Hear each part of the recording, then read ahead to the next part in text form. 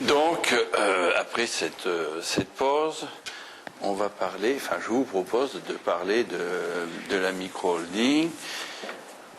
On peut dire que la micro-holding, c'est aussi l'impôt sur les sociétés pour la fiscalisation des produits du patrimoine. Au même titre que la CEL, c'est l'impôt sur les sociétés pour la fiscalisation d'une activité professionnelle.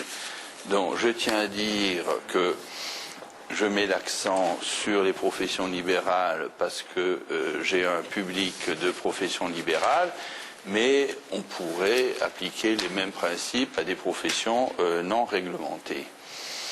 Par conséquent, actuellement,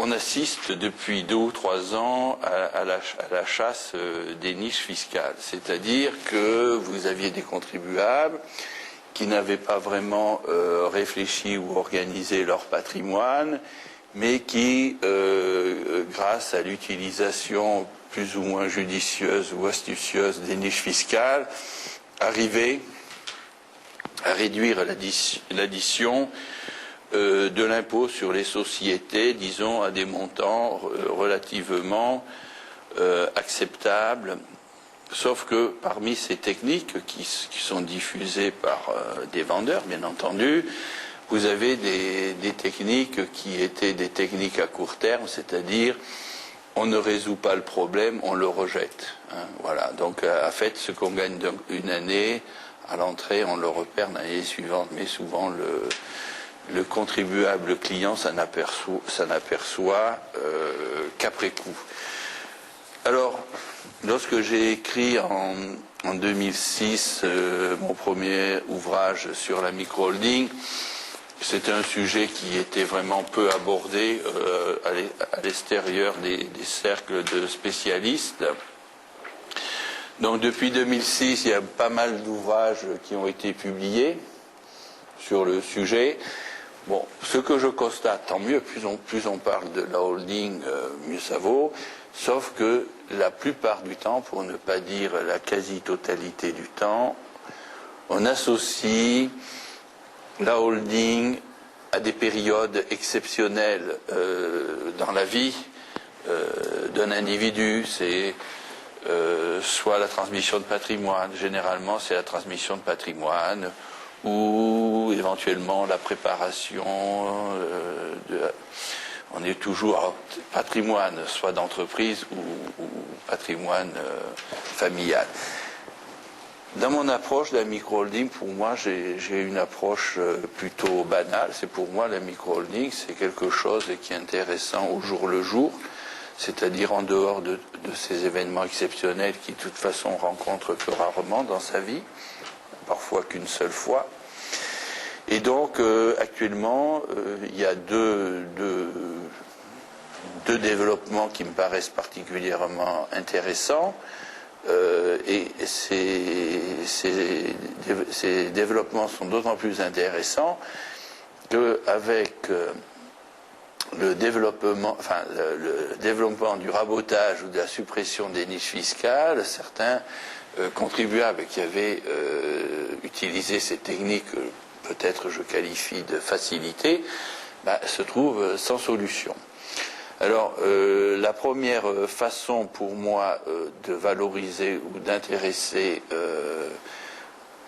ou de rendre rentable la création d'une micro-holding, c'est au niveau de la défiscalisation des revenus fonciers. Les revenus fonciers, plus ou moins tout le monde sait ce que c'est. Bon, c'est quand même une fiscalité qui est relativement lourde. Ensuite, vous avez 2 hypothèses dans les revenus fonciers, soit le bien locatif. Donc, si vous voulez, j'exclus de mon propos l'immobilier d'agrément, c'est-à-dire la résidence principale, et là où les résidences secondaires, c'est encore un autre débat. Donc, pour moi, quand je parle d'immobilier locatif, c'est vraiment de l'immobilier locatif, c'est-à-dire des gens qui investissent pour toucher des loyers. Les autres cas, ça ne rentre pas dans mes propos. Donc, alors, et puis vous avez des gens qui n'ont pas créé des SCI pour des tas de raisons. Alors, lorsque le contribuable a une SCI hier, c'est-à-dire qu'il n'a pas opté à l'IS, l'intégration dans une micro-holding se fait rapidement et à moindre coût, puisque la technique que je propose, c'est de démembrer les parts de la SCI, c'est-à-dire les personnes physiques conservent la nue propriété des parts de la SCI et l'usufruit temporaire est transféré dans une structure à l'IS, c'est-à-dire souvent ce que j'appelle micro-holding, qui est souvent une société civile qui a opté à l'IS. Dans cette situation, le transfert de l'usufruit temporaire des parts de la SCI à la structure à l'IS ne s'accompagne d'aucun prélèvement fiscal. Donc ça, c'est déjà agréable et facile. Ensuite, un usufruit temporaire s'amortit, puisque par définition, à l'issue de l'usufruit temporaire, qui est généralement de 10-12 ans, l'usufruitier n'a aucun droit. Et donc, on voit bien qu'avec ce système-là, on diminue l'assiette fiscale qui est imposable, parce que d'une part, l'usufruitier perçoit la part de bénéfice qui revient à ses parts, et ensuite, ce bénéfice-là est diminué de l'amortissement de l'usufruit temporaire. Bon, ça, c'est déjà bien. Alors, quelle est la fiscalité de la société micro-holding familiale? C'est une société à l'IS, c'est-à-dire qu'elle a, comme toute société à l'IS, ou la plupart, disons, elle est imposable à 15% jusqu'à 38 120 € et 33 un tiers au-delà. Ce que je tiens à préciser, c'est que vous pouvez créer autant de micro-holdings que vous voulez. Donc, si vous voulez, la tranche à 15% est extensible quasiment à l'infini, puisque, par définition, il suffit de créer une nouvelle micro-holding et vous avez une nouvelle tranche de 38 120 €. L'intérêt du démembrement des parts, c'est que les revenus sont appréhendés par la société micro-holding, donc pour quelqu'un qui est taxé à 30 ou 41%, être taxé à 15%, c'est quand même un avantage. Et ensuite, la micro-holding n'est pas assujettie à la CSG et à la CRDS, dont les taux actuellement vont être ou sont de 13,5%. Donc, même un contribuable qui serait imposable dans les faibles tranches du barème, n'étant pas exonéré de CSG, CRDS à 13,5%, ça mérite d'être examiné, de savoir l'économie. Ce système-là, donc, dans la répartition des produits de la SCI, s'il y a des plus-values, eh bien, les plus-values sont appréhendées par le nu propriétaire, et donc, on a le régime fiscal des plus-values des personnes physiques qui, jusqu'à nouvel ordre, est plus favorable que le régime fiscal des plus-values des sociétés à l'IS. Donc c'est vrai que jusqu'au mois d'août, il fallait attendre 15 ans pour avoir des plus-values exonérées, puis maintenant, malheureusement, il faut attendre 30 ans. Mais je pense qu'on n'est pas pressé, c'est toujours intéressant. Alors on a examiné deux cas. Le premier cas, c'est la SCI. Bon, malheureusement, il y a des gens qui ont créé des SCI qui ont fait opter à l'IS. Bon, pour moi, c'est une erreur, parce que c'est effectivement, en matière de taxation des revenus réguliers, on est dans le même schéma que celui que je vous ai indiqué, c'est-à-dire on est taxé, les loyers ou les résultats courants sont taxés à des taux à des taux intéressants, mais en matière de plus-value, c'est la fiscalité des sociétés qui va s'appliquer, c'est-à-dire, la société qui a l'IS, on pense qu'elle va saturer, au moins à l'occasion de l'apparition d'une plus-value de la tranche à 15%, donc elle risque d'être taxée à 33 un tiers, mais ensuite il y aura une deuxième taxation si les associés veulent appréhender tout ou partie du prix de vente. Et à ce moment-là, on peut dire que si on a un contribuable qui est imposé dans les tranches hautes, risque de payer presque 50%. Donc, si vous voulez, il existe des techniques pour sortir du patrimoine immobilier qui a été mis par erreur dans des sociétés à l'IS, mais si vous voulez, c'est des techniques qui ont un coût. Mais à mon avis, il vaut mieux mettre en application ces techniques qui ont un coût plutôt que d'avoir la politique de l'autruche et rien faire. Sauf que dans le temps qui nous sont impartis, je ne peux pas développer ces techniques. Donc le deuxième volet de mon exposé, c'est le contribuable qui avait des biens immobiliers en direct. Donc là, toujours pareil, jusqu'au mois d'août, on pouvait dire que souvent, si ces biens avaient été acquis avec des crédits bancaires qui généralement ont une durée de 12, 15 ans, voire davantage, il valait mieux attendre l'extinction du crédit bancaire. En général, elle se cumulait avec l'exonération, et à ce moment-là, il fallait transférer le bien dans une SCI. Bon, vous avez deux techniques, soit l'apport en nature, ou soit la vente. Bon, et la vente permettait éventuellement de souscrire un emprunt, mais ça, Maître Abrial va le traiter plus en détail demain, et éventuellement pour essayer de contourner les difficultés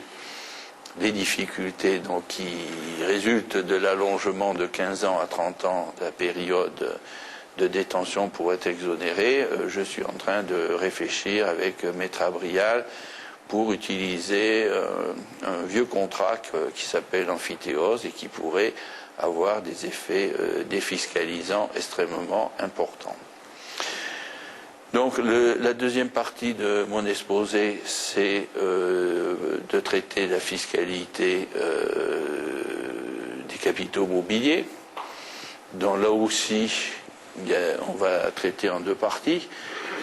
Actuellement, il y a un régime fiscal des sociétés mères filiales qui est extrêmement favorable.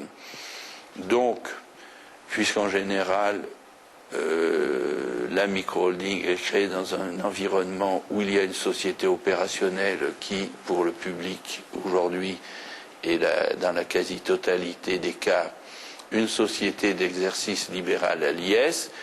Le régime fiscal donc des sociétés mères filiales, le seuil de déclenchement est très faible, 5% du capital, et donc dans le cadre du régime fiscal, les dividendes qui sont versés par la société opérationnelle, donc essentiellement la société d'exercice libéral, sont de fait, c'est pas exactement vrai, exonérés d'impôt sur les sociétés. Donc si vous êtes médecin, vous avez une CELARL, vous transférez, vous apportez 25% du capital de la CELARL, ça vous permet à votre micro-holding d'encaisser environ un quart des dividendes dans une structure de capitalisation avec un prélèvement quasiment nul. Voilà. Donc ça vous permet de dégonfler tous les ans une partie du gain de votre activité sans attendre l'effet d'accumulation pour se retrouver au moment de la cessation d'activité avec des réserves très importantes.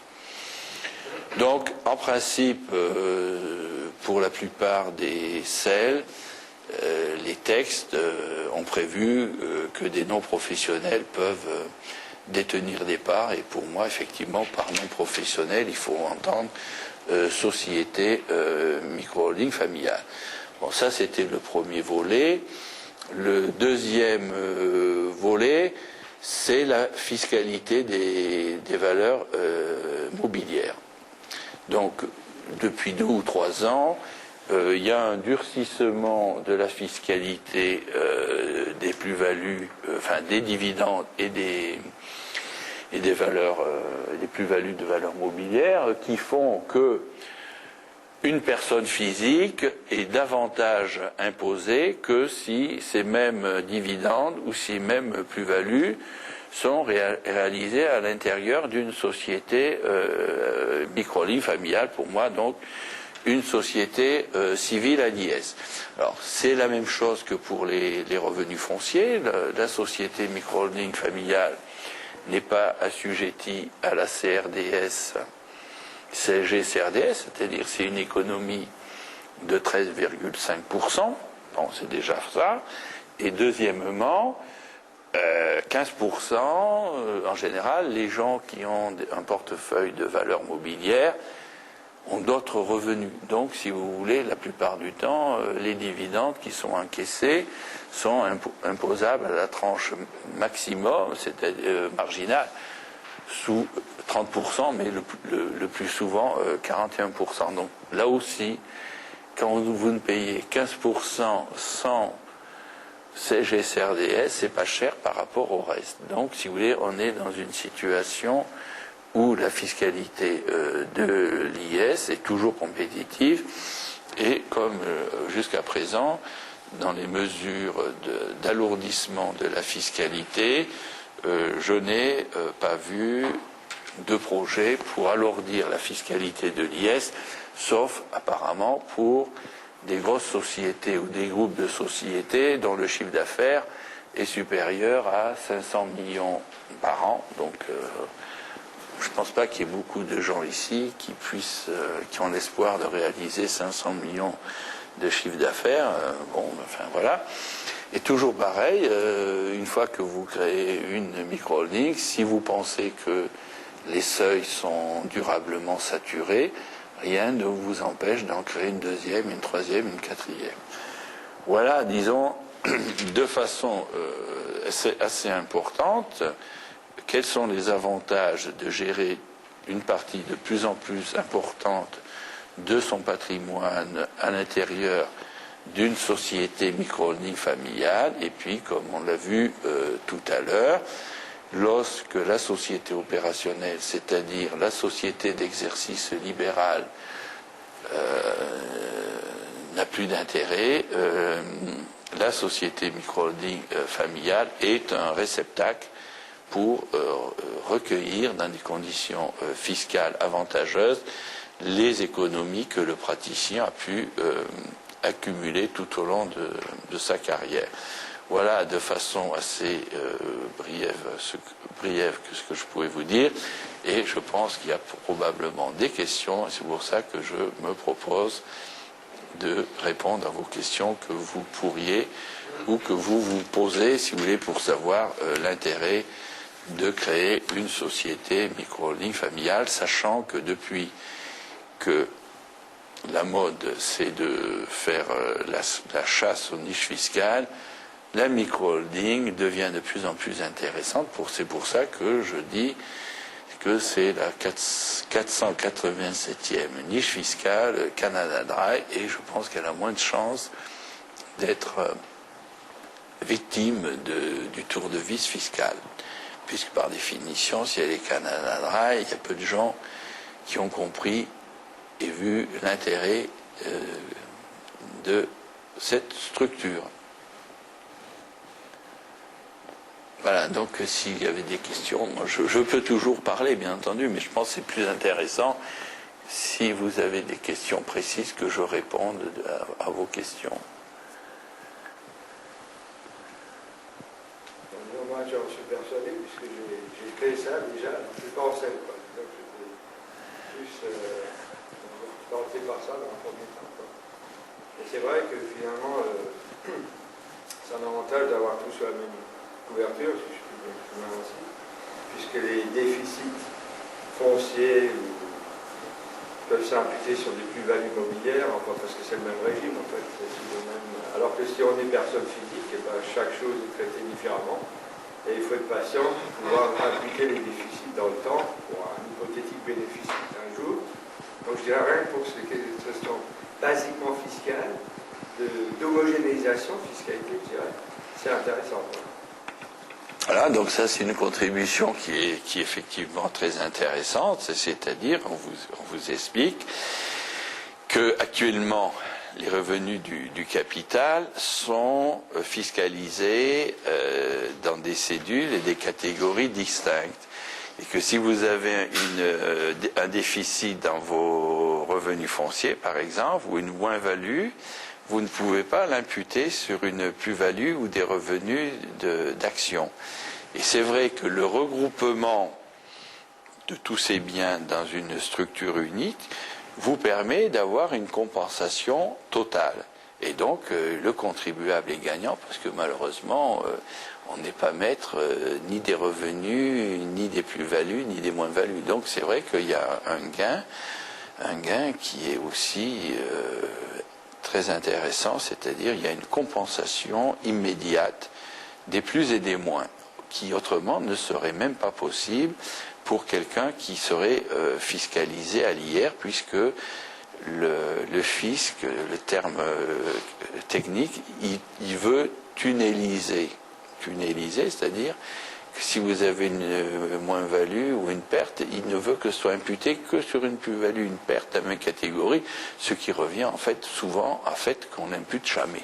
En fait, faut être très précis et concret. Donc, effectivement, c'est un atout supplémentaire par rapport à ce que je vous ai expliqué, de gérer tout ou partie de son patrimoine dans une structure à l'IS.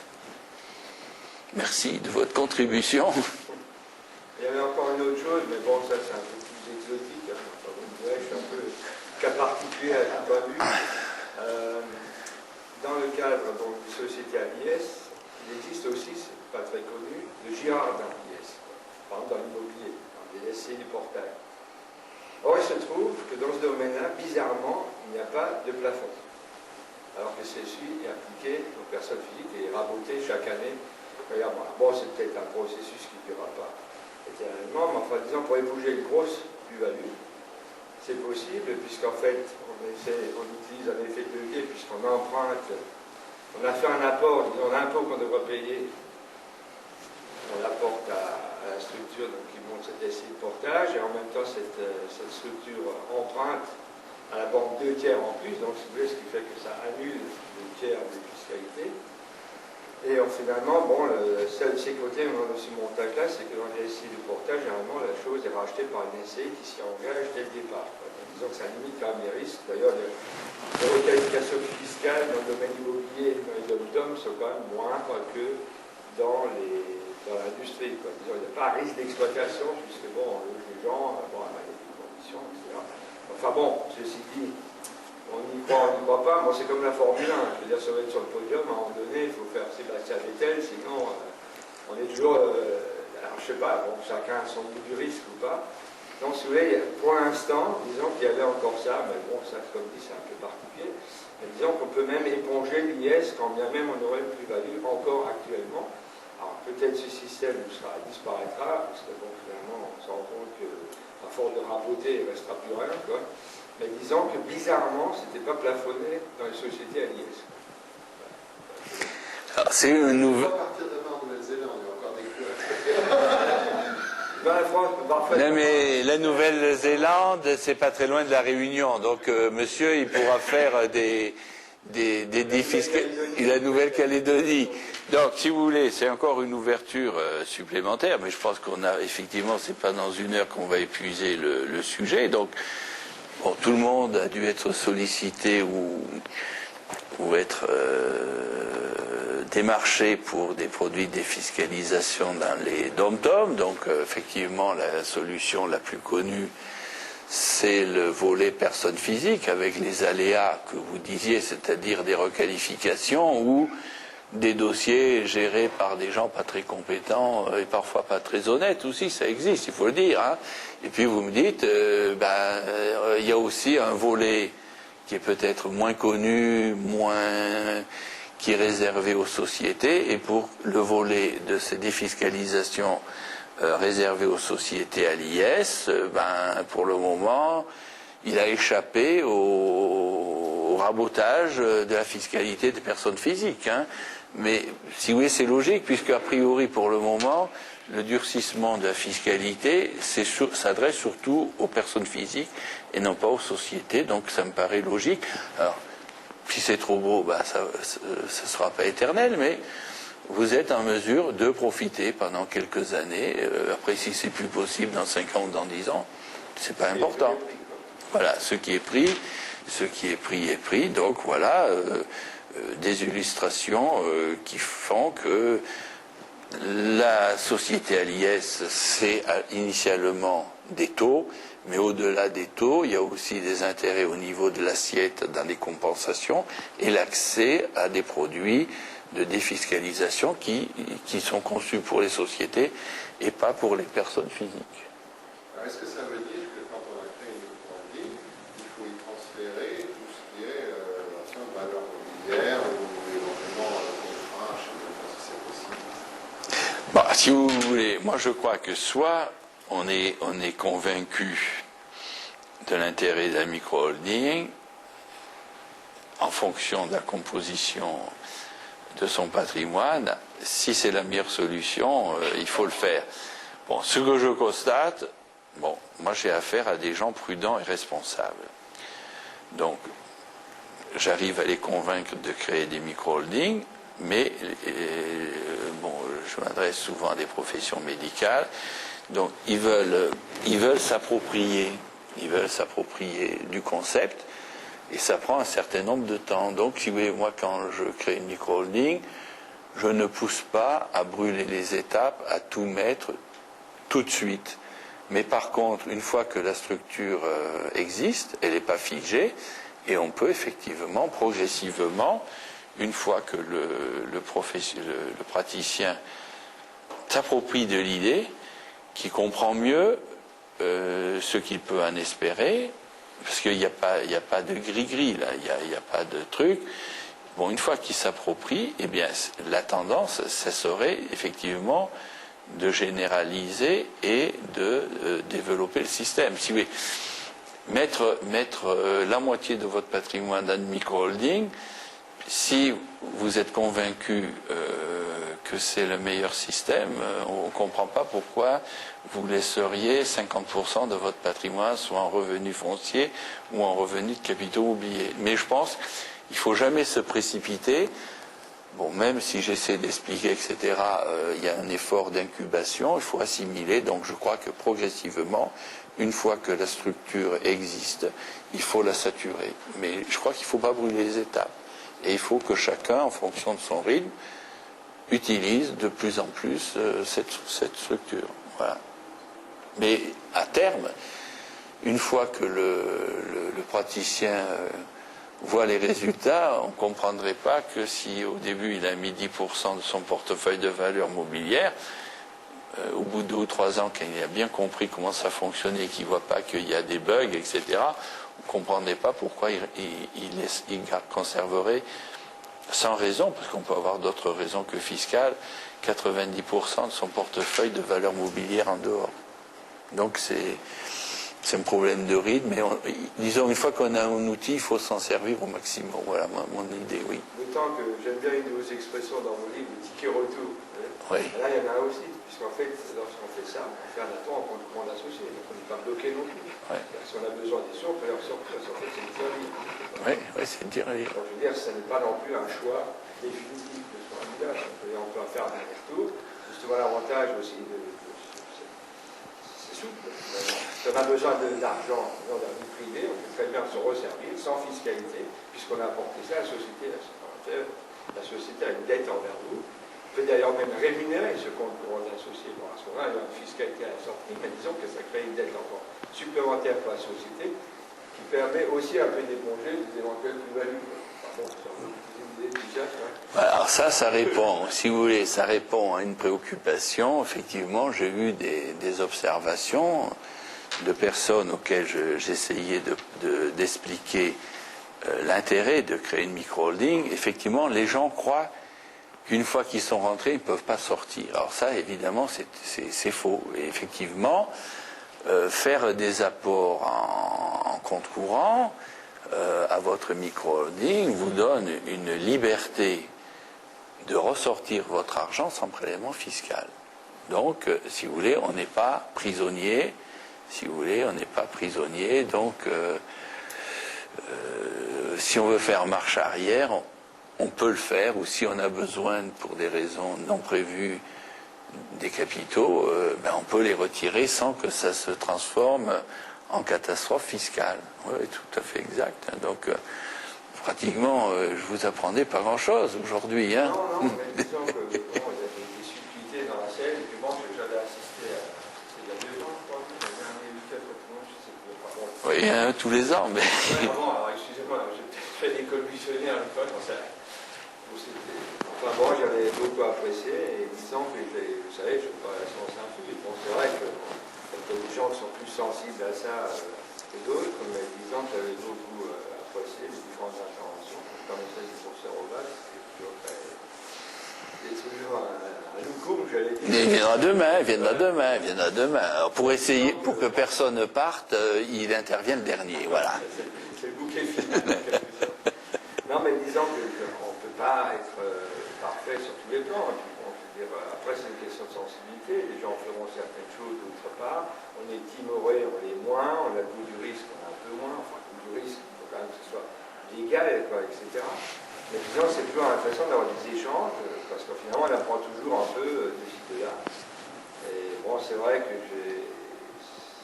pour moi, c'est un peu un sport intellectuel, effectivement, de pouvoir optimiser, puisque ce n'est pas de la fraude fiscale, mais disons que c'est l'optimisation fiscale, de dire quelles sont les solutions les meilleures. Et bon, on se rend compte que tout n'est pas toujours sûr, donc c'est toujours intéressant d'avoir des infos un peu de différents points, parce que c'est pas quelque chose qui se vulgarise à cette façon. Disons, dans le domaine des selles pures, là, je pourrais dire que je suis moins belle. Ma fiscalité, ça m'a toujours un peu intéressé. Non pas parce qu'on paie à travailler aux impôts, hein, mais je sais pas. Ouais, mais c'est pas lui. Ouais, par contre, c'est pas lui qui m'a poussé. Lui, c'était vraiment le fonctionnaire avec livret A, machin, tout chouette. Je reproche d'ailleurs qu'il n'ait pas fait plus de patrimoine, mais bon. Ça, c'est. Disons que lui, c'est vraiment le fonctionnaire type, quoi. Vous avez vu ça dans votre livre quand même, hein, ça se sent. Ah, Ça s'entend. Disons que, bon, c'est des choses qui me parlent, mais qui peuvent parfois être ésotériques à d'autres personnes. Voilà. Donc, je pense qu'effectivement, c'est comme en matière de sel. Dans le contexte de la création d'une micro-holding, il y a un très grand nombre de facteurs qui interviennent. Bon, il y a des gens qui sont rapides, il y a des gens qui ont du mal à prendre une décision, etc., etc. Enfin, tous les cas de figure peuvent se rencontrer. Bon, ce qu'on peut dire, que si on a une micro-holding relativement bien conçue, on n'est pas prisonnier, donc on peut récupérer tout ou partie de ses capitaux sans créer une catastrophe.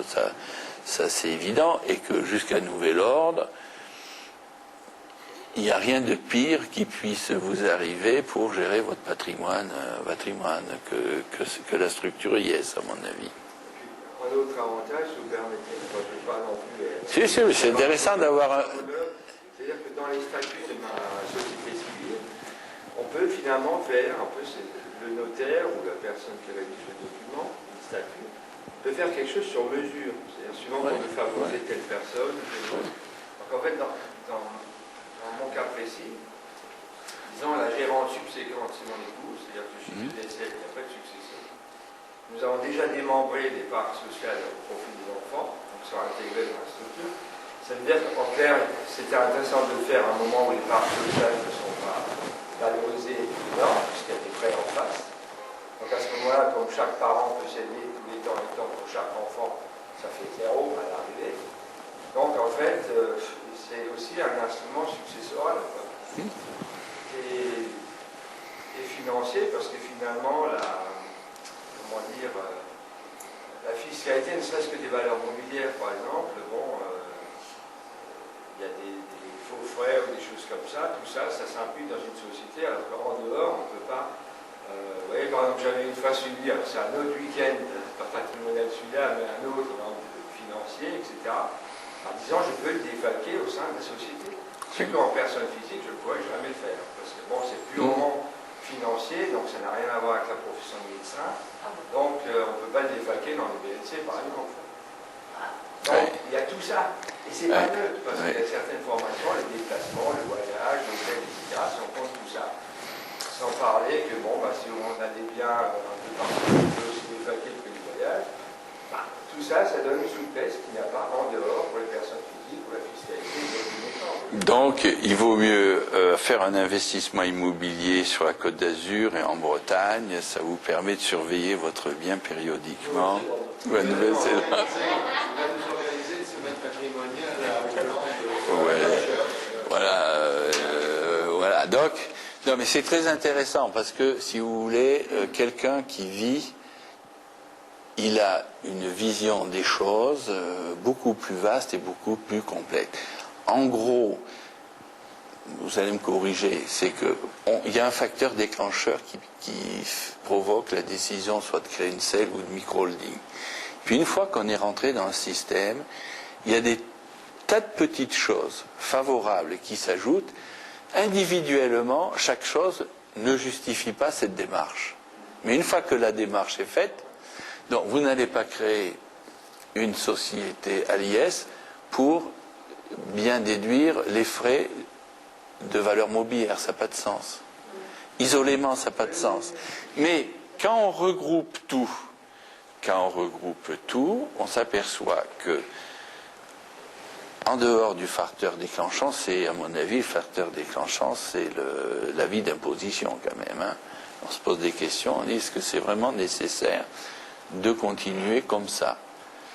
Et puis après, on s'aperçoit qu'il se greffe des tas de petites choses qui, isolément, ne justifieraient pas quelque chose, mais globalement, ça a un effet de levier et qui rendent le projet beaucoup plus intéressant que vous ne pouvez l'imaginer au début. Voilà. Et donc, je pense que votre témoignage est particulièrement intéressant parce qu'il traduit un vécu et donc le vécu a toujours une force de conviction plus que les propos de techniciens que je peux tenir. Donc voilà, c'est également des petites choses qui s'accumulent et qui font que c'est davantage que des taux d'imposition différenciés. Oui. J'ai 3 questions, monsieur. Ah, ça c'est bien. Je voulais revenir sur la SCI.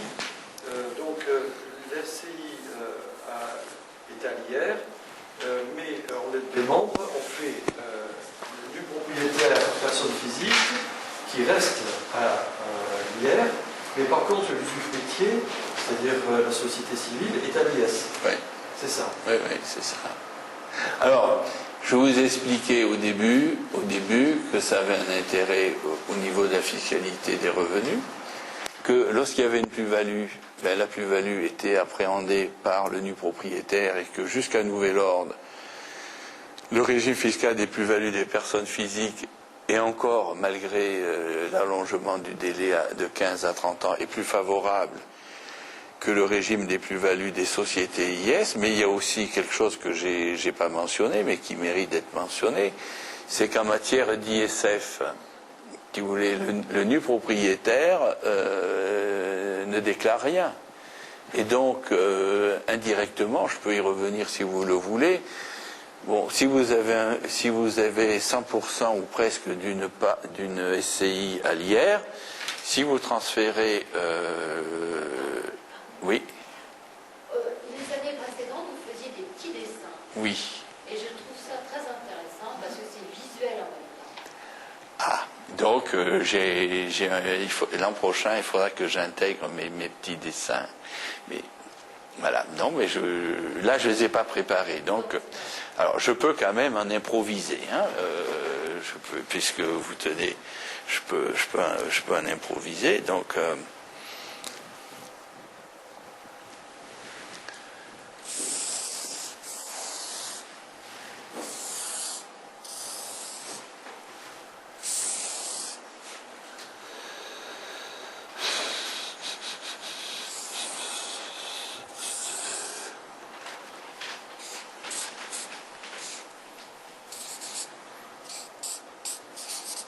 donc, je reprends la question du docteur Delors. Donc, ici, c'est les revenus. Ici, c'est les plus-values. Bon, pour simplifier, à l'IR, les revenus, c'est défavorable. À l'IS, c'est favorable. Au niveau des plus-values, à l'IR, c'est favorable, et à l'IS, c'est défavorable. Donc, le démembrement que je pratique et que vient de rappeler le docteur Delors, ça permet aux contribuables d'être toujours dans la situation la plus favorable. Donc, si vous avez un démembrement de part de SCI, eh bien, et si la personne physique reste nue propriétaire, donc elle bénéficiera de la fiscalité favorable des plus-values, puisque lorsqu'il y a un démembrement, l'usufruitier perçoit les revenus courants et le nu propriétaire les plus-values. Et donc, la société holding à l'IS va percevoir les revenus, donc elle est favorable. Donc, si vous voulez, on se trouve dans un cas où, franchement, c'est la fiscalité à la carte. Le contribuable, indirectement, choisit l'impôt dans lequel il sera fiscalisé, et évidemment, à moins d'être maladroit, on choisit la solution la plus favorable. Ça ne s'arrête pas là. C'est-à-dire qu'en matière d'ISF, bon, je pars du principe que j'ai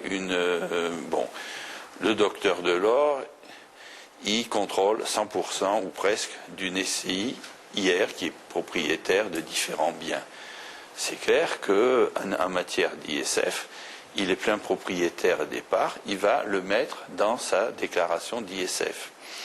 Si par contre il démembre et qu'il conserve la nue propriété de ses parts, c'est clair qu'en tant que nu propriétaire, il n'a rien à déclarer.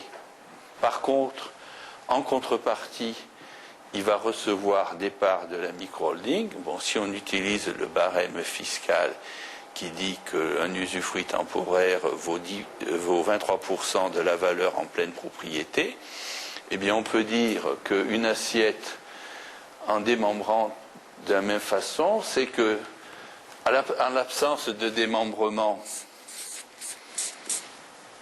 on a 1000. Donc ici, si on a la pleine propriété, et si vous avez un démembrement, le contribuable va déclarer 230. Donc, en matière d'ISF, vous avez un gain de 770. Donc là aussi, vous avez un gain qui peut être très intéressant pour les gens qui sont assujettis à l'ISF. Également, bon, on ne l'a pas dit, mais c'est peut-être l'occasion de le dire, le démembrement, même si vous le faites pour une durée temporaire, puisque l'usufruitier étant une société, elle est éternelle, donc le législateur a prévu, il faut le borner. Donc, ça veut dire que si vous cédez ou vous apportez un usufruit temporaire de 10 ans à une société IS, au bout de la 11e année, vous recommencez l'opération. Ça veut dire que c'est un système qui est reconductible à l'infini. À l'infini, donc c'est quand même intéressant. Moi, je vois par exemple, il y a quelques années, j'avais rencontré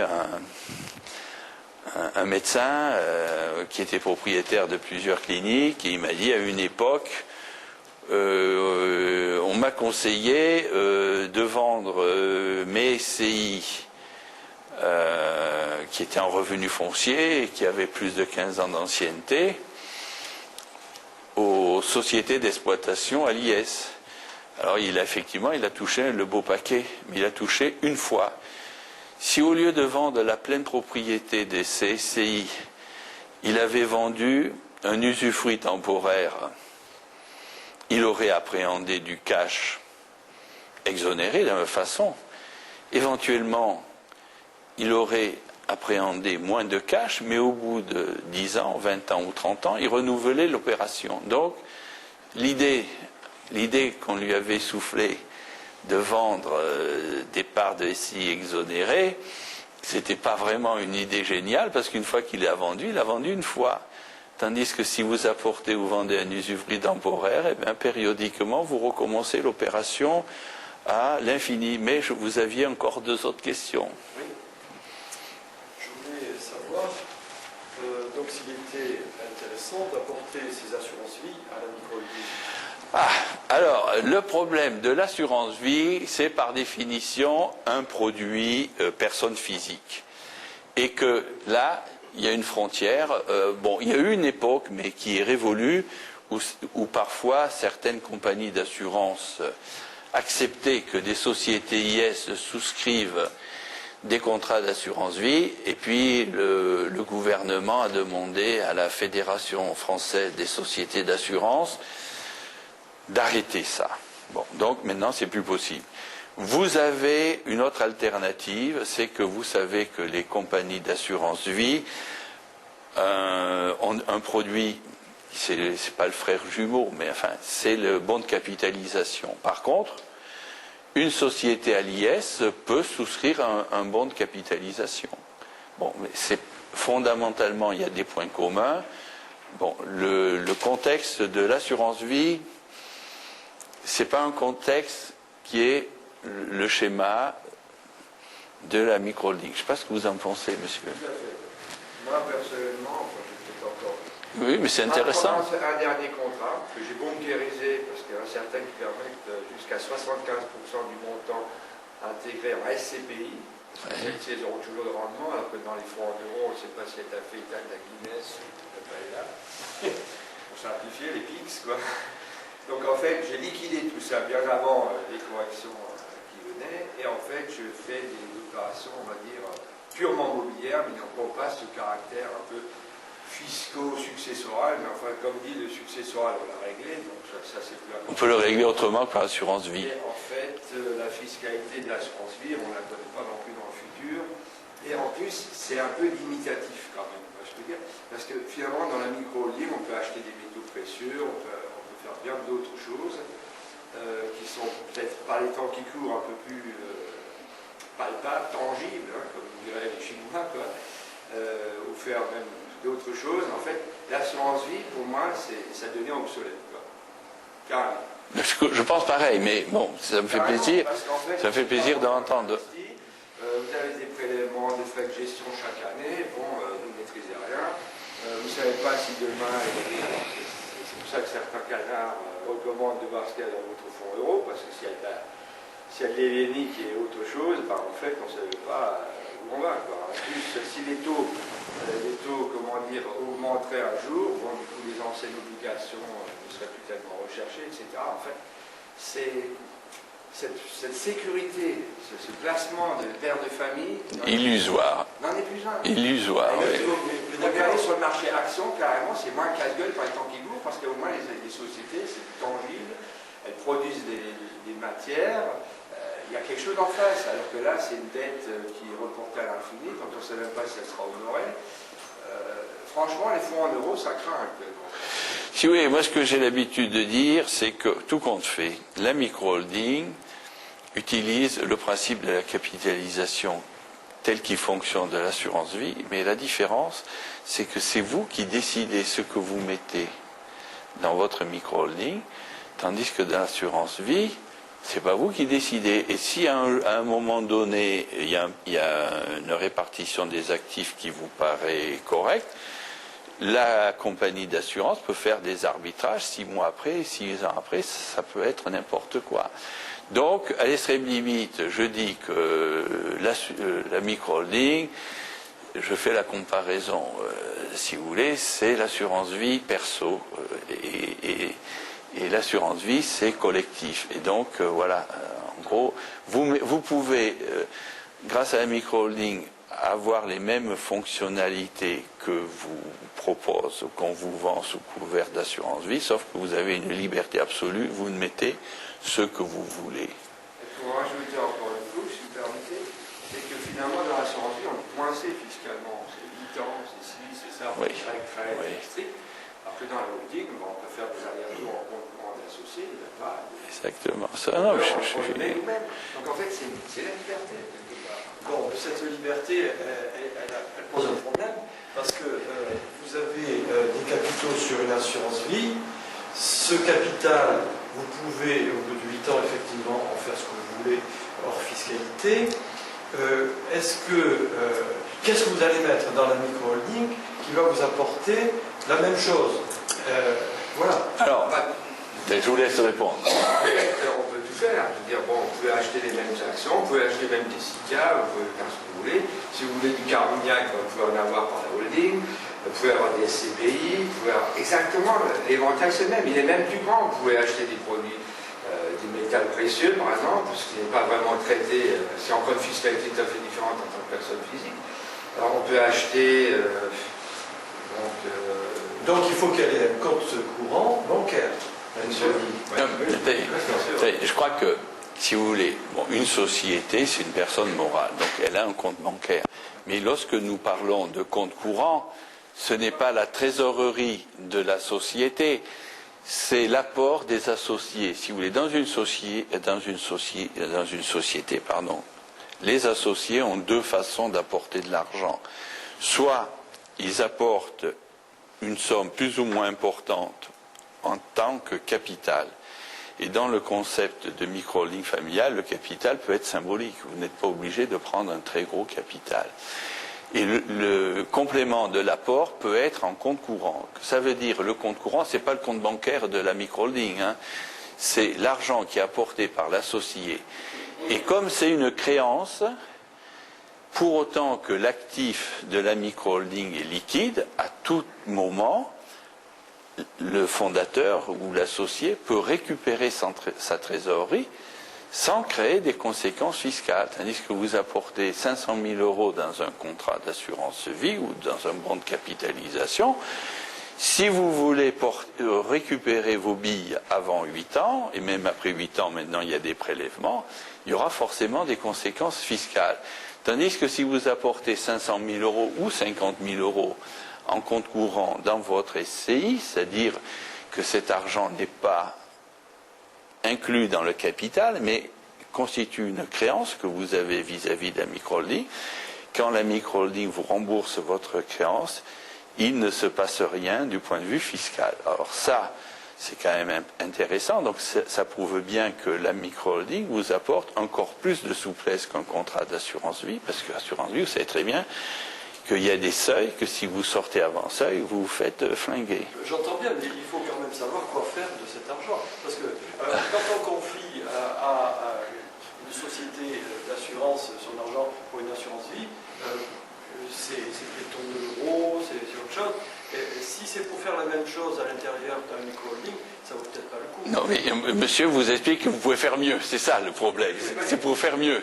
Comment faire mieux, c'est ça? Ah, alors, le problème... Il faut apprendre beaucoup de choses. Non, mais je crois qu'actuellement, vous voyez, c'est le premier week-end patrimonial auquel vous assistez. Mais vous verrez, en fait, actuellement, je crois que le principal risque pour quelqu'un qui a un patrimoine ou qui veut créer un patrimoine, c'est de se protéger contre l'inflation. Donc, c'est comme ça. Votre voisin nous a expliqué qu'il avait conservé un peu d'assurance vie, mais qu'il avait mis dans son contrat des actifs qui le protégeaient contre l'inflation et qui lui procuraient des revenus réguliers, c'est-à-dire il avait pris un fonds avec des SCPI. Il ne faut pas faire de pub, je suis pas du tout. Non, mais au fond, on est entre nous, hein. Commercialisé par l'UNEP, du LEP, et on peut avoir jusqu'à 75% du portefeuille qui est sur les SCPI. Il n'y a pas beaucoup de contrats qui permettent ça, mais c'est un certain... Mais disons que vous avez privilégié parce que vous dites je veux que mon épargne soit protégée contre l'inflation. Et Parce le que rendement futur de ces SCPI. voilà. Et quel intérêt de le mettre dans la micro-holding plutôt que de garder en privé? Non, je ne l'ai pas mis dans le micro, c'est pour ça que je l'ai gardé en dehors. Oui, mais si vous voulez, Parce qu'il faut se protéger. si vous voulez, après, si vous voulez, il appliquait la vieille formule, on ne met pas tous ses œufs dans le même panier. Mais je pense que chez vous, le gros panier, c'est la micro-holding, c'est pas le reste. Par contre, il faut comprendre que quand vous passez dans les SCPI, alors disons que c'est moins cher que si vous faites en direct, par exemple, pas sur le contrat d'assurance vie. Par contre, vous perdez immédiatement, vous savez, c'est des prix d'émission, des choses comme ça, 5%. Mais il faut voir dans le temps, bon, c'est quand même des trucs, si vous prenez l'historique, je ne sais pas, de Pierre 48, qui sont dans ce genre de choses. Alors, Pierre 48, c'est un peu inflation parce que c'est une SCPI de capitalisation. C'est pratiquement pas discriminant. Bref, c'est encore autre chose, mais disons que c'est... Voilà. Toujours est-il qu'à ce moment-là, vous perdez instantanément 5%, mais enfin, quand vous voyez la bourse, c'est autrement plus volatile. Mais ensuite, vous aurez des rendements supérieurs au fonds euro, dont on ne sait pas finalement... les rendements ne font que baisser, ça veut dire que l'inflation plus les frais de gestion, à un moment donné, vous faites du zéro, voire du négatif. Quoi. Donc, à un moment donné, il faut savoir ce qu'on veut, et il faut protéger à ce moment-là ses avoirs de cette façon-là, c'en est une. Quoi. Ensuite, il y a d'autres choses, parce que dans une holding, vous n'hésiterez pas à ouvrir des comptes ailleurs, parce que vous savez, on est protégé jusqu'à une certaine hauteur par compte bancaire. Quoi. Et en fait, le fait d'investir par la holding dans un autre fonds, bon, c'est un peu plus vu que si c'est une personne physique, parce que là, bon, bref. Et si vous passez par exemple par des brokers, parce que ça vous ouvre un peu les horizons aussi plus gros, bon, il y a des transactions, par exemple sur les actions financières, qui sont bien moins chères que dans les réseaux traditionnels. Ça, c'est aussi une façon d'optimiser financièrement la chose. Et donc tout ça, ça permet d'ouvrir d'autres horizons. Et finalement, toujours sur la même enveloppe fiscale et sans être bloqué, c'est-à-dire que si du jour au lendemain j'ai besoin de liquidité pour autre chose, eh ben, je peux ressortir à hauteur de ce que j'ai apporté à la holding. Mais je veux dire, vous ne répondez pas à ma question. Je voudrais savoir quoi mettre dans le micro-holding en valeur mobilière. Alors, parce que l'immobilier, j'ai compris. Non, mais attendez. Si vous voulez, ici, dans la gestion de patrimoine, il y a deux volets. Il y a le volet contenant et contenu. Donc ici, on développe l'aspect contenant. Le contenu, à l'extrême limite, chacun y met. Mais par contre, cet après-midi, vous avez un banquier qui est M. Chambéron, et donc vous demanderez à M. Chambéron, puisque c'est son métier, il est spécialisé dans la gestion de patrimoine, qu'est-ce qu'il conseille? J'essaie trop pressé, excusez-moi. Mais non, et donc voilà, M. Chambéron pourra répondre. En gros, oui, mais j'avais une question, mais vous savez, on répondra à toutes vos questions, mais même vous pouvez en préparer pour les autres, vous voyez. Oui.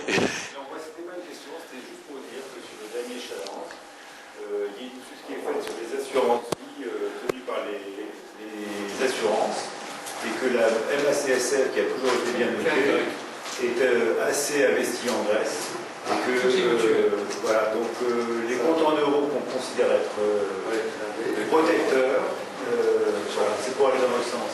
Les comptes en euros, c'est comme il y a 3 ou 4 ans, les SICAV dynamiques qui étaient sans risque et puis après ils étaient investis dans les subprimes aux États-Unis. Donc, à l'extrême limite, dans l'assurance vie, on vous fait avaler tout et n'importe quoi, et maintenant on se rend compte, pourtant la MACSF a une certaine image, une certaine aura, et ils ont fait comme tout le monde. Donc, à l'extrême limite, moi j'accepterais plus volontiers de supporter les conséquences de mes propres erreurs, en faisant des choix dans ma micro-holding, comme fait monsieur, plutôt que de supporter les erreurs des autres. Oui. Dans la micro-holding, on peut aussi faire de l'investissement immobilier par un système de bail à construction, par exemple. Bien sûr. Vous donnez comme locataire la micro-holding, donc vous construisez avec toute la fiscalité à l'IS, et à la fin du bail, fait que c'est fiscalité liée, hein. De toute façon, de se servir d'un micro-holding. Et actuellement, pour récupérer le bail à construction, il faut attendre 30 ans. Et on s'aperçoit qu'avec les dernières modifications de la fiscalité, les délais sont homogènes pour une fois. Les délais sont homogènes.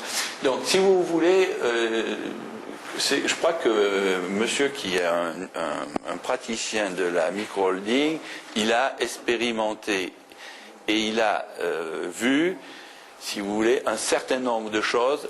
Quand vous créez une micro-holding, c'est pas uniquement un différentiel de taux. Certes, le différentiel de taux, c'est intéressant, c'est bon à prendre, mais après, ça vous ouvre des fenêtres. Et moi, je vais vous dire, j'ai incité mes clients à créer beaucoup de micro-holdings.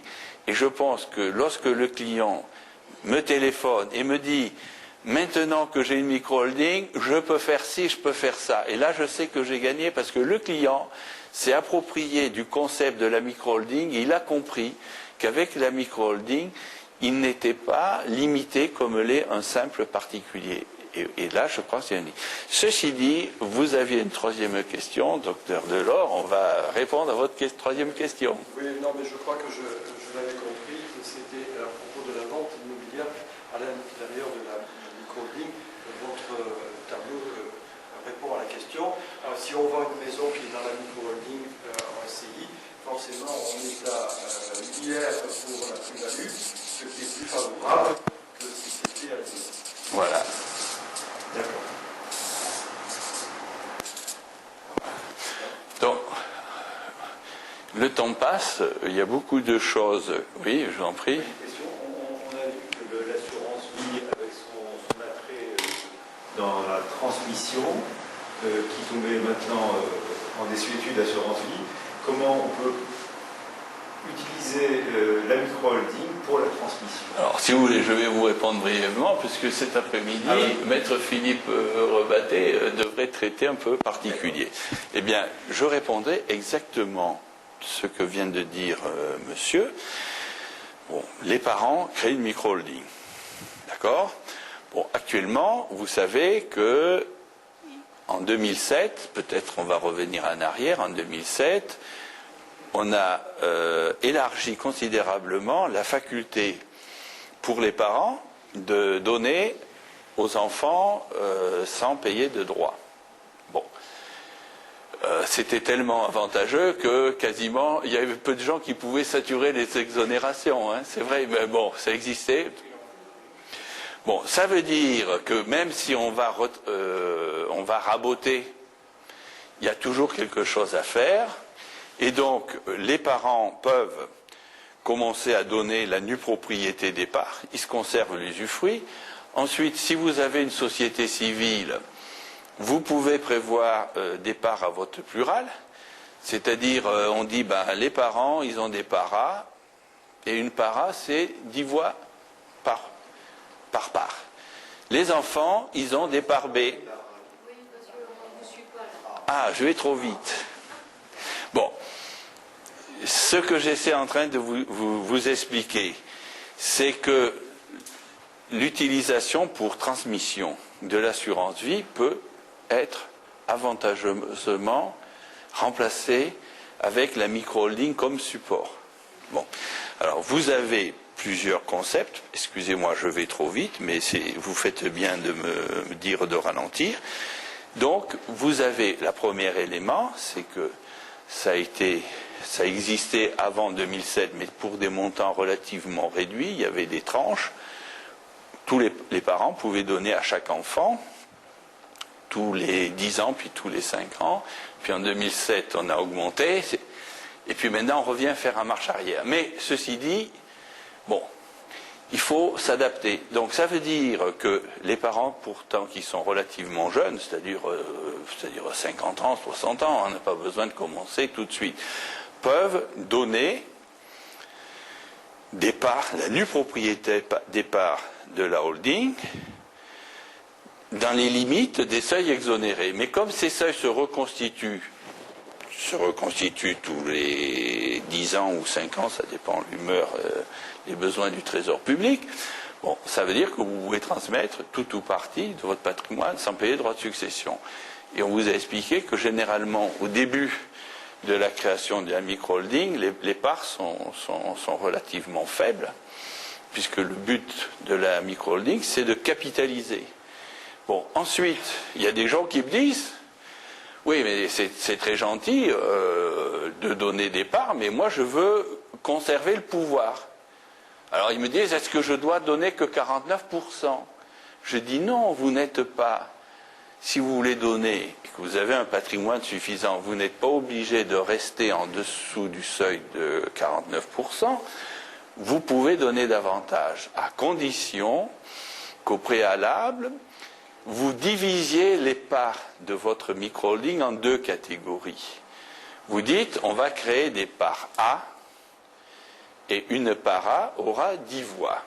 Et les parts B une part B aura une voix. Dans ce schéma-là, si les parents conservent 10% du capital de la micro-holding, ils auront toujours la majorité, c'est-à-dire, quand ils feront des assemblées, c'est eux qui auront le dernier mot, même s'ils n'ont que 10% du capital. Donc, si la société civile, dans ce concept-là, permet de dissocier l'avoir et le pouvoir. Parce que les gens qui donnent croient qu'ils sont plafonnés à 49%. S'ils donnent plus de 50%, ils disent c'est les enfants qui ont le pouvoir, c'est plus moi. Alors j'ai dit non, vous pouvez donner plus à condition qu'au préalable, vous prévoyez des parts à vote plural et vous pouvez aller au-delà, comme vous l'a expliqué monsieur. Lui, dans leur cas, ils ont anticipé la gérance. On a dit actuellement, c'est monsieur qui est gérant. Mais comme on sait que l'espérance de vie des hommes est plus courte que celle des femmes, il a dit, le jour où je vais disparaître, c'est pas la peine de réunir les assemblées des associés pour décider le nouveau gérant. Tout de suite, on décide que c'est madame qui va être gérante. Donc, ça veut dire que le pouvoir est bien ficelé et entre les mains des parents. Ça veut dire qu'ils peuvent donner sans devenir dépendants des enfants. Donc c'est quand même, bon, on veut bien donner, mais quand même, il ne faut pas exagérer.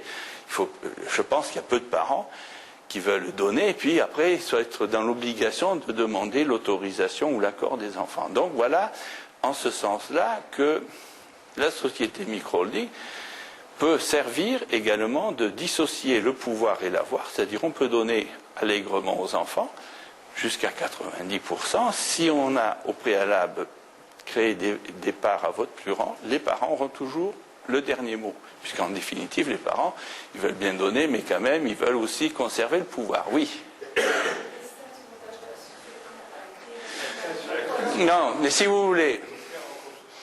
Bon, ça peut se faire à la création, mais en cours de route... Si vous voulez, à un moment, vous dites, tiens, ça serait temps de faire un geste pour les enfants.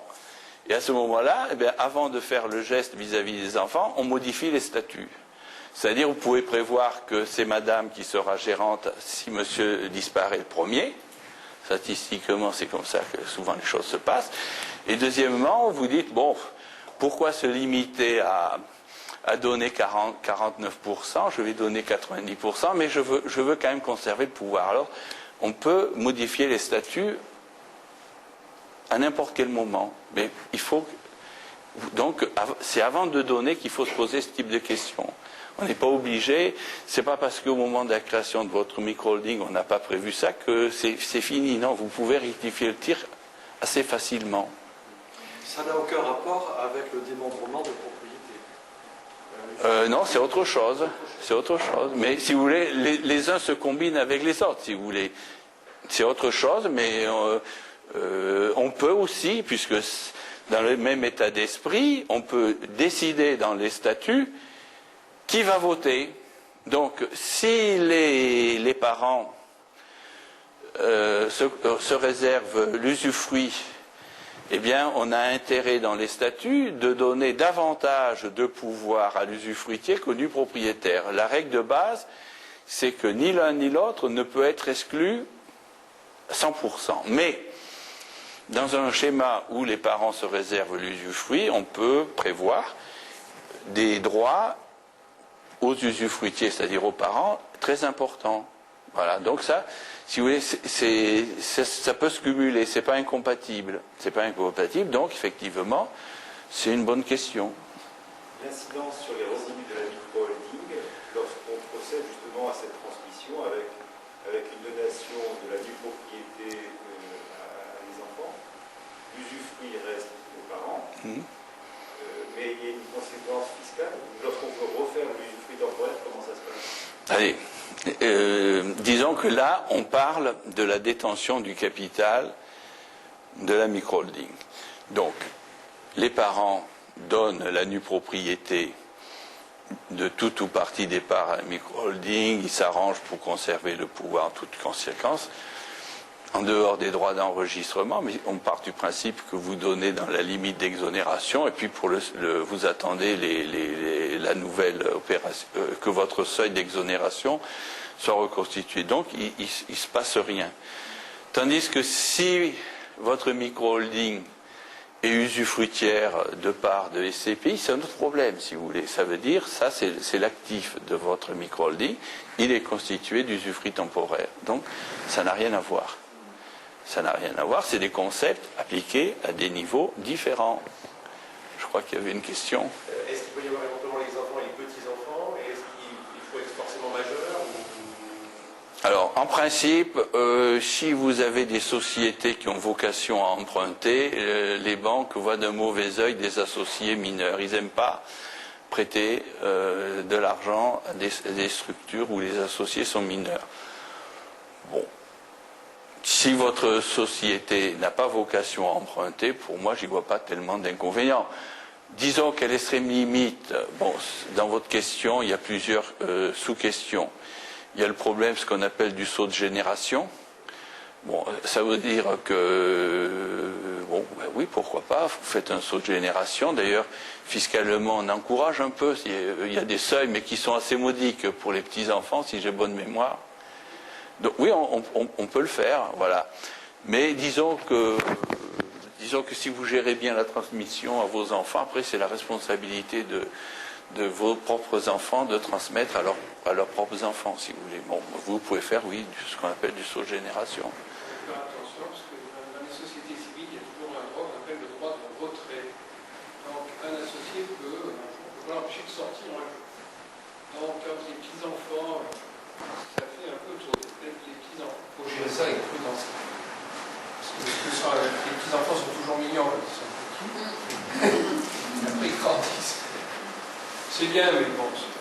Disons que, vous savez, si vous gérez bien la transmission de votre patrimoine à vos enfants, c'est déjà pas mal. Et puis vos enfants, eux, géreront. J'en étais à mes parents, moi et mes enfants. Ben, disons qu'après, c'est une question d'âge, si vous voulez. Bon, je crois que vos enfants sont majeurs. Ah oui, mais elle sera bientôt majeure, la petite dernière. Ouais. C'est toujours envisageable, mais bon, après, je crois qu'il n'y a pas de règle absolue. C'est des circonstances de fait, si vous voulez. C'est des circonstances de fait. Oui. Et la façon d'introduire une holding par enfant. Alors,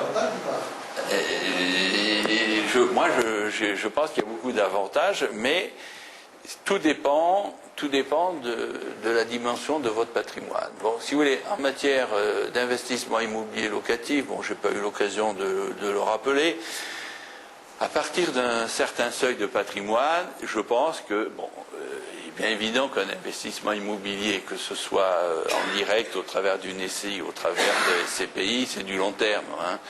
Donc, ça veut dire que si vous préparez à l'occasion du développement de votre patrimoine la transmission de vos biens, je trouve que c'est bien. Donc, si vous avez 3 enfants et que vous avez suffisamment d'ambition ou de projets, j'inciterai effectivement à créer 3 SCI locatives, essayez d'avoir des biens à peu près équivalents dans chaque SCI locative, de façon que plus tard, chacun de vos enfants ait une SCI, et après, il fera ce qu'il voudra. Et comme je vous ai dit tout à l'heure que la fiscalité des micro-holdings était intéressante mais plafonnée, C'est vrai qu'une fois que vous avez créé une première micro-holding, qu'elle est vraiment plafonnée, rien ne vous empêche de dire j'ai 3 enfants, je vais en créer une par enfant. Ça veut dire que vous multipliez par 3 le seuil de fiscalité à 15%. Voilà. Après, c'est des questions de chiffres et de volonté patrimoniale. Oui, c'est vrai que vous voyez qu'au fur et à mesure qu'on discute, on s'aperçoit qu'il y a d'autres avantages ou d'autres intérêts. Et donc, effectivement, loger tout ou partie de son patrimoine dans une ou plusieurs SCI, une ou plusieurs micro-holdings, eh bien, vous pouvez effectivement anticiper la transmission. Si vous avez 3 enfants, vous créez 3 SCI locatifs, 3 micro-holdings, etc. Et puis plus tard, vos enfants auront 100% d'une holding et d'une SCI. C'est pas mal, ça évitera plus tard, puisqu'il y aura forcément, comme on disait, il y a des gens qui ont besoin de sous. On ne va pas les juger. Et donc, si vous voulez, sur ces 3 enfants, il y en a un qui veut du cash, il vendra tout, il en supportera les conséquences fiscales. Les 2 autres qui se contentent et qui sont très contents de recevoir le reste, ils conservent. Tandis que si tout est dans la même structure, c'est clair que pour que l'associé se retire, puisqu'on a dit qu'un associé de société civile n'était pas prisonnier de sa structure, ça peut avoir des conséquences fiscales négatives pour les 2 associés qui sont très contents, qui ne veulent pas se retirer d'argent tout de suite, en tout cas. La question, c'est est-ce qu'il faut anticiper? Il faut le faire avant ou on peut le faire après successivement? Disons qu'il faut anticiper. Il faut anticiper. Alors, quand on dit anticiper, ni trop tôt, ni trop tard. Bon, si vous attendez 75 ou 80 ans, pour moi, c'est trop tard. Bon, après, c'est au fur et à mesure que votre patrimoine se développe, qu'à ce moment-là, bon, une excellente période pour se remettre en question. On a dit, les micro-holdings ont vocation à recevoir des usufruits temporaires. Bon, usufruits temporaires, pour moi, en tout cas, c'est 10 ans ou 12 ans. Ça veut dire qu'au moment de l'expiration des usufruits temporaires, on a dit qu'il faut recommencer.